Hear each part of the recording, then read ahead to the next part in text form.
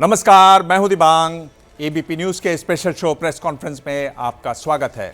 आज एक बेहद खास मेहमान Himachal Pradesh road transport corporation में एक बस ड्राइवर के बेटे, जिन्होंने खुद एक ज़माने में दूध बेचा, पीसीओ चलाया और आज हर अखबार की सुर्खियों में हैं। हिमाचल प्रदेश के नए मुख्यमंत्री सुखविंदर सिंह सुक्खू, आपका स्वागत है। धन्यवाद। आपसे सभी ज़रूरी सवाल होंगे, आप तैयार हैं? बिल्कुल तैयार है, पूछिए। ये बताइए कि जब आपके नाम की घोषणा हुई, आपको अपने पिताजी याद आए? निश्चित तौर पर याद आएंगे। आज तो वो हमारे बीच में नहीं रहे, लेकिन जैसे ही नाम की घोषणा हुई उस समय मुझे कहा राजीव शुक्ला जी, हुड्डा जी और हमारे बघेल साहब ने कि आप भी कुछ शब्द बोलिए। मैं 1-2 मिनट के लिए जैसे ही बोलने को उठा तो मुझसे एक तो पहले मैं समझ नहीं पाया कि मुझे इतना भावुक हो गया कि मुझसे आने वाले जो वक्त की लाइनें थी मैं बोल नहीं पाया। और जब भावनात्मक रूप से आपको खुशी मिलती है उसका आनंद ही कुछ और होता है, लेकिन संघर्ष करके जब आदमी इस मुकाम पर पहुंचता है तो नई दिशा भी तय होती है, नई राहें भी खुलती है। आप जब बोल रहे थे तो आप भावुक हो गए थे जी। वो वीडियो देख लेते हैं।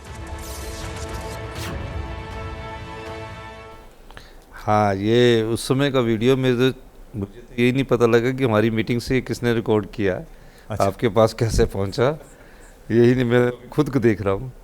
उस समय मैं कह रहा था कि इस समय जो विधायक चुनकर आए हैं वो उनके परिवार के जो लोग थे वो किसी राजनीतिक पृष्ठभूमि से नहीं थे। तो आज इन लोगों को सेवा करने का मौका मिला है, तो हमें सेवा करनी है और ईमानदारी से सच्ची सेवा करनी है। इस दृष्टिकोण के बाद मैं उसके बाद बोल नहीं पाया और भावुक हो गया। क्या ऐसी बात थी जो आपके आंसू छलके? जब भावना में आदमी बहता है तो उसके मन में ये ख्याल आता है कि कभी ज़िंदगी में जिस चीज़ की कल्पना भी ना की हो, उस दृष्टि से कई बार हमारे को ये लगता है कि हमें मौका मिला है तो हम आम आदमी, गरीब आदमी की सेवा करें। यहाँ पहुँचा हूँ तो मैं ये कह सकता हूँ कि आम आदमी की और गरीब आदमी की सेवा में मेरे जो साथी वो दिन रात जुटेंगे। यहाँ आपके दोस्त बैठे हुए हैं, आप कोई याद है कोई ऐसी घटना जब ये पहली बार चुनाव जीते हो, इनके परिवार ने कुछ रिएक्ट किया हो? तो जैसे कि आपने कहा कि बहुत ही सादा परिवार से संबंध रखते हैं, ये पहला चुनाव जीते तो मैं दौड़ के इनके घर में पहुंचा। तो उस समय थोड़ा आंधी चल रही थी और आम का मौसम था, तो मैंने जाके वहाँ पे इनके माता जी को बोलना था कि आपका बेटा चुनाव जीत गया है। तो माँ जा कर के, तो माँ इतनी सादगी में वहाँ पे आम के पेड़ के नीचे आम को उठा रही थी। तो मैंने कहा कि माता जी, जैसे इनका प्यार का नाम है घर का, कि उसी नाम से मैंने पुकारा कि सुक्खू जी चुनाव जीत गए हैं। तो माँ ने ये कहा कि बेटा पहले मैं आम उठा लेती हूँ क्योंकि इसका अचार बनाना है, फिर मैं जाके मिलती हूँ। तो ऐसे परिवार जिनको राजनीति का कोई आकर्षण नहीं, ऊंचे रुतबे का कोई आकर्षण नहीं, उस परिवार में पैदा होके ठाकुर सुखविंदर सिंह सुक्खू जी अगर आज मुख्यमंत्री के मुकाम के ऊपर पहुँचे हैं तो यकीनन तौर से आम आदमियों का आशीर्वाद इनको मिला है और यकीनन तौर से ये कांग्रेस पार्टी के लिए, प्रदेश के लिए अच्छा काम करेंगे। आप ऑल्टो में घूमते हैं, ऑल्टो चलाते हैं, अभी भी रखे हुए हैं उसको रखेंगे आगे? नहीं, बिल्कुल रखेंगे। वो तो मेरे को अपनी याद दिलाती है कि मैं कहाँ था और कैसे आया। और अल्टो मैं खुद चलाता हूँ। तो जिस दिन मेरा नाम डिक्लेयर हुआ, मैं आपको एक घटना बताता हूँ। तो मुझे Z+ सिक्योरिटी मिल गई कि वो तो अगले दिन होनी है। तो मेरे दिमाग में था कि ये मेरे को छोड़ देंगे तो मैं अपनी अल्टो में घर वापस जाता हूँ और सवेरे फटाफट कपड़े लगा कर, अपनी वाइफ मेरी दूर थी, 200 किलोमीटर दूर थे, लाता। तो पुलिस वाले बोले आप तो जा ही नहीं सकते, 12:30-1 बजे बोलते आप तो जा ही नहीं सकते। मैं तीसरी बार का विधायक हूँ, मैंने कभी PSO नहीं रखा। एकदम ही आरे परे से पुलिस आ गई। हम भाषण बोलते रहे कि हम सत्ता के लिए नहीं चाहते, व्यवस्था के लिए चाहते। वहाँ अपनी ही व्यवस्था बदल गई, अपनी कि आगे टू। अब जब मैं दिल्ली जब पहली बार लैंड किया तो हम ऑटो में जाते थे। तो यहाँ जब गए हम सफदरजंग एयरपोर्ट पर उतरे तो वहाँ 2-2 तो मैं ये पंडित जी मेरे साथ थे बैठे हुए, मैंने बोला पंडित जी ये तो क्या हो गया, हम अपनी व्यवस्था बदला रहे हैं कि जनता की व्यवस्था बदला रहे हैं। तो महत्वपूर्ण बदलाव आए हैं मुख्यमंत्री बनने के बाद। उससे पहले मैं 15-20 साल से विधायक हूँ जी। ऐसा बदलाव मैंने देखा नहीं है, लेकिन इस बदलाव में हमने बहना नहीं है। तो इस बदलाव में एक बड़ी बात ये भी हुई कि कांग्रेस ने एक बार साबित कर दिया कि वहाँ सिर्फ राज परिवारों के और बड़े घरों के बच्चों की कदर नहीं होती, आम लोग भी वहाँ आगे आ जाते हैं। कई परिस्थितियाँ कांग्रेस के अंदर पैदा होती है राजनीति में, कई प्रकार के स्वभाव के बारे में टिप्पणियाँ हो जाती है। जब किसी नेता को बनाना नहीं होता ना राजनीति में, कई प्रकार के, कभी उसकी मेरिट को देखा नहीं जाता। लेकिन इस बार अगर कांग्रेस पार्टी ने देखा है, इसका फ़ायदा मुझे तो हुआ ही है, हिमाचल में राजनीतिक तौर पर हिमाचल कांग्रेस को भी बहुत हुआ है। और इस दृष्टिकोण से हमें ये सोचकर चलना है कि अगर हम सही तरीके से अपने कैडर को बिल्डअप करते तो आने वाले समय में कांग्रेस पार्टी हिमाचल प्रदेश के अलावा पूरे देश में अच्छा आगे आ सकती है। देवांग साहब ने आपको बोला कि भाई कांग्रेस में ये भी साबित हो गया कि किसी आम आदमी को, एक बस ड्राइवर के बच्चे को मुख्यमंत्री बनाया गया, आम आदमी ऊपर आ सकता है। लेकिन ये जो हुआ इससे आपकी पार्टी में प्रतिभा सिंह जी नाराज़ हो गई, हम थे वहाँ पर। क्या उसका असर आपकी सरकार पर पड़ सकता है? क्या सरकार गिरने का कोई खतरा? प्रतिभा सिंह जी की एक भी स्टेटमेंट मेरे विरोध में आप बता दीजिए सबसे अध्यक्ष बनिए, क्योंकि वीरभद्र सिंह जी के देहांत के बाद कोई ग्रुप ही नहीं रहा। समर्थक हो सकते हैं, ग्रुप नहीं है। नारेबाजी का वीडियो देख लीजिए, 40 लोगों की नारेबाजी से वो अपना गुस्सा प्रकट कर रहे थे कि हमें भी मिलना चाहिए। अधिकार है उनका इस लोकतंत्र में इस बात करने का। और उसके अगले दिन 8 घंटे में ओथ हुई है। 8 घंटे में होते ना, हमारे पास कुछ था, सिर्फ स्टेज था, लोग उमड़े। क्यों? क्योंकि वो इतने साल से हमारे साथ भावनात्मक रूप से जुड़े हुए थे। जयराम ठाकुर ने कहा कि हम हार के भी सरकार बनाते रहें, और जो आशीष कह रहे हैं कि कहीं ऐसा तो नहीं प्रतिभा सिंह की नाराज़गी आपकी सरकार पे भारी पड़ जाए, कहीं आपको डर नहीं सताता कि तोड़फोड़ ना हो जाए आपकी पार्टी में, बीजेपी सरकार ना गिरा दे और अपनी बना ले? डर उससे होता है जैसे लालच हो, लालसा हो, पद चला जाएगा। हमें डर इस बात का नहीं कि हमारा पद चले जाए, और हमें विश्वास इस बात का है कि कोई जाने वाला नहीं है, ना वो बिक सकते हैं और ना ही किसी के कहने से पार्टी टूट सकती है। हिमाचल प्रदेश में टूटेगी तो आने वाले समय में भारतीय जनता पार्टी भी टूट सकती है। सुखू जी, आप क्या कह रहे हैं कि क्या बीजेपी टूट सकती है? बीजेपी टूट सकती है। हिंदुस्तान में वो कांग्रेस को तोड़ते आए हैं, हिमाचल में बीजेपी भी ही टूट सकती है। कोई कोशिश हो रही है या आप बताएंगे? नहीं, हम नहीं कोशिश करते। ये कोशिश करने की आदत भारतीय जनता पार्टी में है। तो अपने आप टूट जाएगी? नहीं टूटेगी क्या, दुख भारतीय जनता पार्टी में अंदर ही अंदर बहुत घुटन है। हिमाचल प्रदेश में तो बहुत घुटन है। आप घुटन बढ़ाने का काम कर रहे हैं? हम घुटन को ऑक्सीजन देने का काम कर रहे हैं। तो उधर तो बात हो रही है कि ऑपरेशन लोटस होगा। कर लीजिए, खुले छूटे है।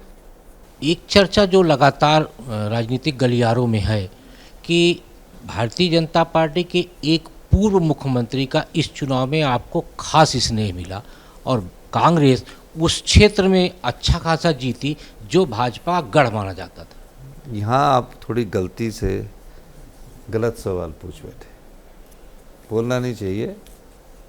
मैं भारतीय जनता पार्टी के राष्ट्रीय अध्यक्ष के राज्य से चुनाव जीत कर आया जेपी नड्डा जी से।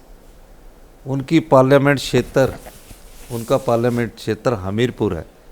जगत प्रकाश नड्डा जी हमीरपुर से है। अनुराग ठाकुर जी का पार्लियामेंट क्षेत्र हमीरपुर है। प्रेम कुमार धूमल जी का पार्लियामेंट क्षेत्र हमीरपुर से। हम 12 सीटें जीते। कांगड़ा में हम 12 सीटें जीते। अगर आप कहे उनका स्नेह है तो उनको अपनी विधानसभा क्षेत्र का भी तो चुनाव जीतना चाहिए था। तवांग में चीन की तरफ से घुसपैठ की कोशिश हुई और झड़प हुई, उसको लेकर राहुल गांधी का एक बयान है। राहुल गांधी ने कहा कि अरुणाचल में चीन हमारे सैनिकों को पीट रहा है। बीजेपी कह रही है कि ये अपमान है और गद्दार और न जाने क्या क्या बीजेपी ने कहा है, एंटी नेशनल। एंटी नेशनल, राष्ट्र विरोधी का है। तो आप कैसे बचाव करेंगे अपने नेता का? बचाव की कोई बात ही नहीं है इसमें। राहुल गांधी जी ने ये कहा कि अगर चीनी सैनिकों से भिड़ंत हुई और भारतीय सैनिकों को कोई नुकसान हुआ तो उस दृष्टिकोण से उन्होंने उनसे सवाल किया गवर्नमेंट से, क्या ये बात सत्य है कि नहीं है। और उन पर टिप्पणी करने वालों से ये पूछा जाना चाहिए कि काफ़ी दिन से आपका नाम क्या टीवी में चला नहीं है। ये बात मैं इसलिए कह रहा हूँ, राष्ट्रभक्ति और देशभक्ति की परिभाषा आज उन पर टिप्पणी कर रही है जिनके परिवार बलिदान देते आए हैं। भारतीय जनता पार्टी का एक भी नेता बता दीजिए जिसने इस देश की एकता और अखंडता के लिए बलिदान दिया। आपको राहुल गांधी का करीबी माना जाता है, ये मैं जानता हूँ, पर बहुत लोग ये भी कह रहे हैं कि हिमाचल प्रदेश में इसलिए जीते क्योंकि राहुल गांधी वहाँ नहीं गए। ऐसे बड़े सारे मीम बन रहे हैं, सोशल मीडिया में बड़ी चर्चा है इसकी। एक बात बताइए मुझे, जो उन पर मीम बनाते, एक बात का मैं स्पष्टीकरण चाहना चाहता हूँ, जो उन पर टिप्पणी भी करते हैं, मैं किसी के व्यक्तिगत में सच्चाई की बात जानना चाहता हूँ। जो 100 दिन से सड़कों पर चल रहा है इस देश की एकता और अखंडता के लिए, जो पद यात्रा कर रहा है भारत जोड़ो की, आप मुझे एक चीज़ बताओ, उन्हें क्या जरूरत पड़ी थी? वो तो देश के प्रधानमंत्री के पोते भी है, बेटे भी हैं, क्या जरूरत पड़ी है? कांग्रेस की तो 44 सीटें आई है, क्यों पड़ी ऐसी जरूरत? उनके मन का भाव देखिए। उन्होंने देखा कि ये देश की एकता और अखंडता के लिए अगर मुझे पूरे हिंदुस्तान में भी चलना पड़े तो मैं चलूँगा। पैरों में छाले पड़ जाते हैं, पक्की सड़क पर 10-12 किलोमीटर रोज चले, वो तो तकरीबन 1,500 किलोमीटर चल पड़े हैं। पर आप क्या कह रहे हैं कि चूंकि राहुल गांधी जी के परिवार ने इतनी कुर्बानी दी, उन पर सवाल नहीं उठने चाहिए? मेरा क्वेश्चन ये है कि सवाल उठाने वाले को अपने गृह में भी झांकना चाहिए। ये बताइए कि ये कैसे बात चली कि आप अटल टनल जो है उसका नाम बदलने वाले हैं, ये बात उठी कैसे? नहीं, ये क्या बिल्कुल गलत बात है। अटल बिहारी वाजपेयी जी देश के प्रधानमंत्री है और प्रधानमंत्री का सम्मान करना का किसी की सरकार हो, पूर्व हो या वर्तमान में हो, हम सब का सम्मान करते। मैं ये पूछना चाहता हूँ कि जब उसका अटल टनल का शिलान्यास हुआ था उस समय यूपीए की चेयरपर्सन श्रीमती सोनिया गांधी थी और रक्षा मंत्री ए.के. एंथोनी थे, और देखिए प्रेम कुमार धूमल जी मुख्यमंत्री थे उस समय, भारतीय जनता पार्टी मुख्यमंत्री थे। हमने कहा ये परंपरा गलत है, ना तो अटल टनल का नाम बदला जाएगा, लेकिन शिलान्यास की पट्टिका को जो निकाल दी गई थी उद्घाटन के समय नज़रों में ना आ जाए, ऐसी छोटी बातें नहीं करनी चाहिए, उसको द्वारा पुनः स्थापित कर दिया जाएगा और उसका नाम अटल टनल ही रखा जाएगा। जो बीजेपी वाले हैं वो ये कहते हैं कि ओपीएस यानी ओल्ड पेंशन स्कीम जो थी वो एक बड़ा मुद्दा बना, इसलिए हम चुनाव हारे। आप कैसे लागू करेंगे इसको? नहीं, बीजेपी के मुख्यमंत्री में इच्छा शक्ति नहीं थी, हम तो लागू कर रहे हैं। हमारी पहली कैबिनेट है, डायरेक्शन दे दी गई है, और ओपीएस लागू क्यों ना करे?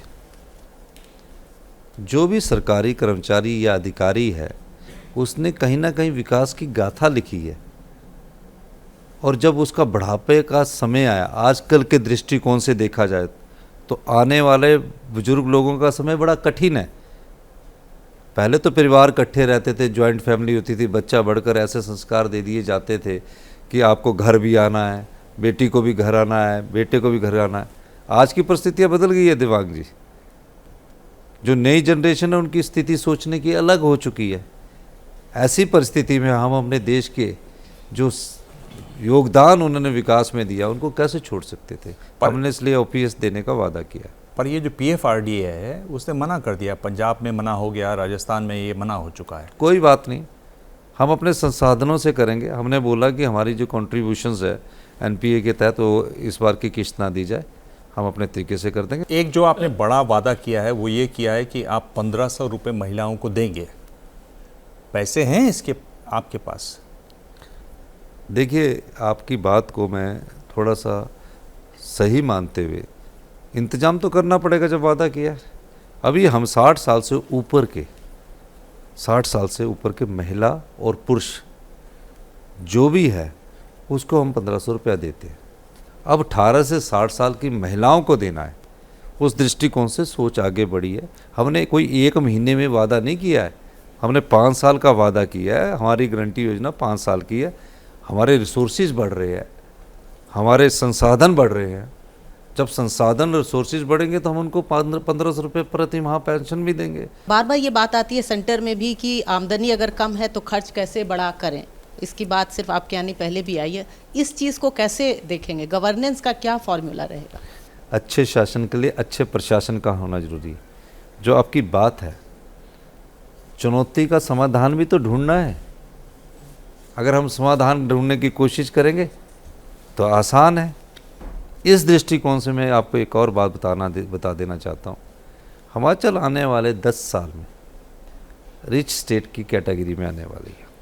हमारे हाइडल प्रोजेक्ट हमको वापस मिलने वाले हैं। 12,000 मेगावाट हम बिजली पैदा करते हैं।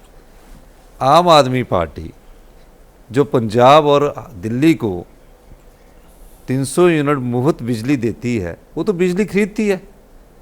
हम तो बिजली सरप्लस वाले ही है। सुखू जी, अब तक हिमाचल के मुख्यमंत्रियों को मैंने या तो अपर हिमाचल की कैप लगा के देखा या रंग बिरंगी लोअर हिमाचल की। आप बिना कैप के, बिना क्षेत्र का प्रतिनिधित्व किए यहाँ बैठे हैं, इस पर आप क्या कहना चाहेंगे? ये निचला उपला हिमाचल राजनीतिक लोगों की उपज होती है।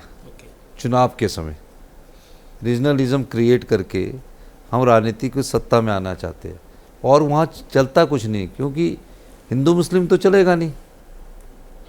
हिमाचल प्रदेश एक ऐसा राज्य है 97% हिंदू रह गए, तो क्षेत्रवाद की राजनीति करके राजनीतिक रोटियां सेकने का कार्य होता है।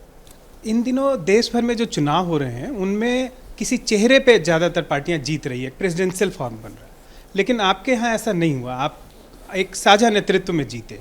तो ये जो अभी चल रहा है उसका एक अपवाद था कि ये बेहतर व्यवस्था और एक बेहतर विकल्प है जिसे देश भर में अपनाना चाहिए।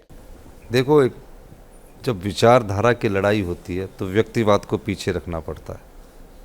मेरी व्यक्तिगत राय है कि मुख्यमंत्री के चेहरे घोषित ही नहीं होने चाहिए। बीजेपी हमसे कई बार सवाल पूछती थी कि आपका दूल्हा कौन है। हमने बोला समय आने पर बताएंगे। अभी हमें बरातियों को तो इकट्ठे होने दो। आज बराती इकट्ठे हो गए और दूल्हा भी आ गया, आपके सामने बैठे हैं। कोई आपने मुहूर्त निकाला है, किसी का इशारा आपको चाहिए, काम धाम शुरू करना चाहिए ना आपको। आप किस चीज़ का इंतज़ार कर रहे हैं? आप क्यों नहीं मंत्रिमंडल बना के शुरू करते काम? मंत्रिमंडल से ही काम होता है, तो मंत्रिमंडल की जरूरत नहीं है? नहीं, जरूरत हर एक व्यक्ति की है। जैसे आपकी टीम में कई सदस्यों का टाइम होता है, आप इनपुट लेते हो, उसके बाद आप कार्य करते हैं। तो आप क्यों नहीं ला रहे अपने सदस्यों को? हमने सदस्य हमारे काम पर लग गए। देखिए कितनी खुशी की बात है, 40 आदमियों से 6 कमेटियां बन चुकी है, उनको काम बांट दिया गया और काम कर रही है। मंत्रिमंडल एक पद है, कार्य करने की शैली अलग है। हमने कहा है हम सत्ता के लिए नहीं चाहते, हम व्यवस्था परिवर्तन के लिए आए हैं। आप दवांग जी 1 साल बाद हिमाचल आइए, अब व्यवस्था परिवर्तन भी देखेंगे, समय दीजिए। बेशरम रंग करके एक पठान फिल्म का गीत है, शायद आपने सुना होगा। उसको लेकर बड़ा विवाद है। उसमें भगवा कपड़े पहन के हीरोइन डांस कर रही है, तो ये कहा जा रहा है कि हिंदू धर्म का अपमान है। देखिए, मैंने तो वो फिल्म देखी नहीं है अभी तक, और 5 दिन से ना तो देखने का समय लगा है।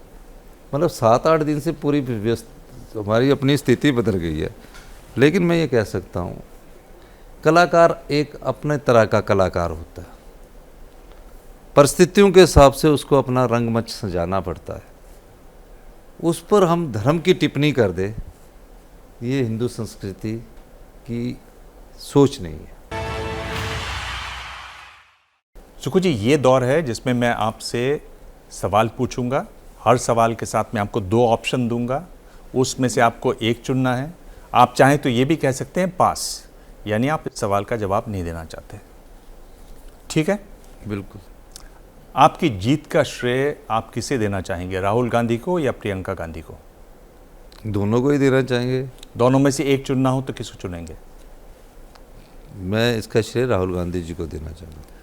आपने प्रियंका को छोड़ दिया, उन्होंने प्रचार किया, इतना उन्होंने पसीना बहाया और आपने उनको छोड़ दिया। राहुल गांधी जी की दूरदृष्टि और प्रियंका गांधी जी की रणनीति ने कांग्रेस को जिताया है। कांग्रेस में आला कमान कौन है, गांधी परिवार या खड़गे जी? अब तो खड़गे जी है। अखिल भारतीय कांग्रेस कमेटी के जो भी अध्यक्ष है, गरिमा और पद का महत्व हमें पता है, हम संगठन से निकले हैं। ये बताइए कि अगर भविष्य की बात करें तो आपको डर किसका ज़्यादा है, प्रतिभा सिंह जी का या ऑपरेशन लोटस का? मुझे दोनों का ही डर नहीं है, कोई डर नहीं है। ज़्यादा मुश्किल किस में होगी, ये जो 1 लाख नौकरियों की बात आपने की है या जो 1500 रुपये महिलाओं को देंगे? चुनौती हमारे फाइनेंशियल रूप से दोनों में आएगी, लेकिन उसके समाधान के लिए हमने ऑफिसर्स की टीम बना दी है और लगता है कि हम इसको पार कर जाएंगे। ये बताइए कि ज़्यादा मौज कब थी, जब आप पीसीओ चलाते थे या जब दूध बेचते थे? ज़्यादा मौज कब थी? दूध बेचने का काम तो सुबह 6 से 8 बजे तक के बीच में होता था, यूनिवर्सिटी जाना होता था, पैसे मिलते थे ना। पैसे जब मैं कमा के पे मिलती थी, जब हमारे को पहली 2 को पे मिलती थी, तो उसमें हम चले जाते थे, पिक्चर देखते थे। तो उसमें 1 रुपये 75 पैसे की टिकट होती थी। 7, 8, 10 दोस्त, नेतागिरी भी तो करनी थी ना जी। हाँ। तो 7, 8 दोस्त चले जाते थे, तो टीम बनती थी। तो यूनिवर्सिटी डेज और कॉलेज डे में बहुत मौज की है। तो उसमें कई फिल्में देखी अपने, और काफ़ी अभी भी फिल्में देखता हूँ काफ़ी, क्योंकि राजनेताओं को फिल्में जरूर देखनी चाहिए। 3 घंटे का रिलैक्स तो मिलेगा, नहीं तो ब्लड प्रेशर हावी रहता है। एक्टर कौन से अच्छे लगते हैं? हमारे टाइम में तो मनोज कुमार थे, दिलीप कुमार थे, ये तो बहुत बुजुर्ग हो गए, हम उस समय की फिल्में देखते थे। लेकिन अमिताभ जी थे, धर्मेंद्र जी थे, आजकल के ज़माने के अक्षय कुमार जी है, कई नेता है, शाहरुख खान, सलमान खान, जिसकी पिक्चर अच्छी होती है उसको देख लेते हैं। हिमाचल की बेचारी हमारी कंगना रनौत थी, प्रीति जिंटा थी, यामी गौतम, सबकी देख लेते हैं। मेरे को एक बात नहीं समझ में आई, आपने कहा हमारे ज़माने के तो मनोज कुमार थे, अभी आपका ज़माना नहीं है, अभी तो आप मुख्यमंत्री बने हैं। तो मेरा और आपका ज़माना तो एक ही तरह का है। सुक्खू जी मुझे मत जोड़िए इसमें। मैं आपको नहीं जोड़ रहा हूँ जी, मैं ज़माने की बात कर रहा हूँ जी। हम आज भविष्य की चुनौतियों को साथ लेकर और आज के ज़माने की बात कर रहे हैं, उस ज़माने की बात कर रहा हूँ। तब हम छोटे थे ना। आपको गाना कौन सा पसंद है? मुझे गाना कोई वो मेरा नाम जोकर का वो नहीं है, कल खेल में हम हो ना हो, गर्दिश में तारे रहेंगे सदा, पूछोगे तुम ढूंढेंगे वो, पर हम तुम्हारे रहेंगे सदा, जीना यहाँ मरना यहाँ। आप ये गाना आपने किसी खास के लिए कभी गाया या आप ऐसे जनरली गाते? नहीं, मेरे को गुनगुनाने की आदत थी तो मैंने गुनगुना दी। सुक्खू जी अब ये प्रोग्राम खत्म हो रहा है, खत्म होते होते 2 लाइन गुनगुना दें, बस सिर्फ 2 लाइन। अब मेरा गला तो अच्छा नहीं, नेताओं वाला गला ना, वोकल कॉर्ड का भी प्रॉब्लम रहता है। ये तो हमारे दर्शक जान रहे हैं और इसका वो ग्रेस मार्क दे चुके हैं। आप जो गुनगुनाते हैं वैसे गुनगुनाते हैं। कल खेल में हम हो न हो, गर्दिश में तारे रहेंगे सदा, पूछेंगे वो ढूंढेंगे वो, पर हम तुम्हारे रहेंगे सदा, जीना यहाँ मरना यहाँ, इसके सिवा जाना कहाँ। प्रेस कॉन्फ्रेंस में ताली नहीं बजती है, पर इस पर हम ताली बजा सकते हैं। सुक्खू जी बहुत बहुत धन्यवाद। प्रेस कॉन्फ्रेंस में आज इतना ही, अगले हफ्ते मिलेंगे एक और खास मेहमान से, तब तक देखते रहिए एबीपी न्यूज। क्या मजबूरी है मेरी बताइए, मैं अभी आपको बताती हूँ कि मैंने ओए होए होए होए नमकीन के चटकारे लेते हुए टकटकी मार के डिबेट शो को पॉज रिपीट कर करके देख रहे हैं जोगिंदर जी। इनकी तरह आप भी देखें अपनी फेवरेट डिबेट्स को रिपीट कर, और डाउनलोड कीजिए एबीपी लाइव ऐप अपने स्मार्ट टीवी पर।